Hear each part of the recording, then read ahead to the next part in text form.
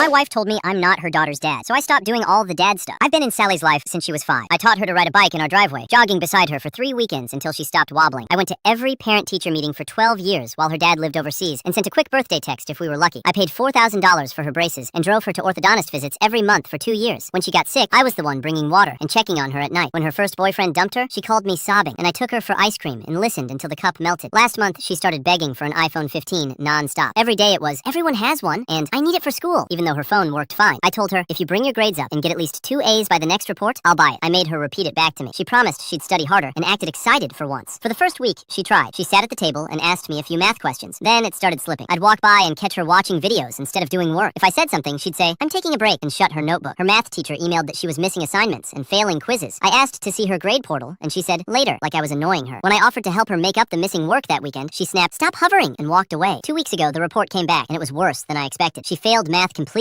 and didn't get a single grade above a C in anything else. I didn't yell. I sat her down at the kitchen table, slid the report toward her, and said, no iPhone, not yet. I told her, retake math, show real improvement by finals, and we'll talk. I said this wasn't a punishment. It was us keeping our deal. I even said I'd drive her to extra help after school if she wanted. She exploded anyway. She screamed I was ruining her life, slammed her door, and stomped around the house. My wife backed me up at first and told her rules are rules. Then, Sally locked herself in a room and called her dad overseas, crying about how unfair we were and how she needed that phone. 2 hours later, he called me. I explained the deal and the grades. He cut me off, yelled that I was too strict, and hung up mid-sentence. Right after, my wife's phone buzzed, and she went upstairs to talk privately. I thought that was it. 2 days later, Sally bounced into the kitchen grinning and said, Dad ordered the iPhone. It'll be here in 2 weeks. My stomach dropped. I went to our bedroom and asked my wife what happened to our agreement. She wouldn't look at me and said her dad wanted to buy it, and they decided to let him. I said, why would you allow that after what we told her? She turned to me, cold as ice, and said, stop interfering with Sally's business. You're not her father. I just stared at her. I waited for her to take it back, but she didn't. It felt like the air got sucked out of the room. I stood there thinking about sick nights, homework battles, and all the times I showed up when her dad didn't. I took a slow breath and said, you're right. I'm not her father, so I'm done. My wife blinked like she didn't understand. I said, Sally's almost 18. She has a father, so he can handle everything from now on. That Saturday, she came downstairs in her cleats and asked me to drive her to soccer practice like I always do. I said, ask your father. She stared like she misheard me. The one who bought you the phone, I said, and went back to my coffee. Sunday night, she knocked on my office door with her history book. Can you help me? She asked. I said, your father can help you with that. On Monday, a parent-teacher conference reminder hit my email. I forwarded it to my wife and wrote, Sally's father should attend. Sally asked me to pick her up from a friend's house. I told her to call an Uber or call her dad. My wife pulled me aside that night and said, what are you doing? I said, exactly what you told me. I'm not her father, so I'm not doing father things. Thursday, the phone arrived. Sally stuck to it like glue, scrolling at the table, posting in bed, and staying up past midnight. Her grades kept sliding, and her dad didn't call once after sending it. Then yesterday, she walked up to me bright and excited and said, can you take me to the DMV next month for my learner's permit? We've been planning it forever. I kept my voice even and said, that sounds like a father-daughter thing. You should call your dad and ask him. Her eyes filled fast. But you promised, she whispered. I said, I promised when I thought I was your father. She ran upstairs crying.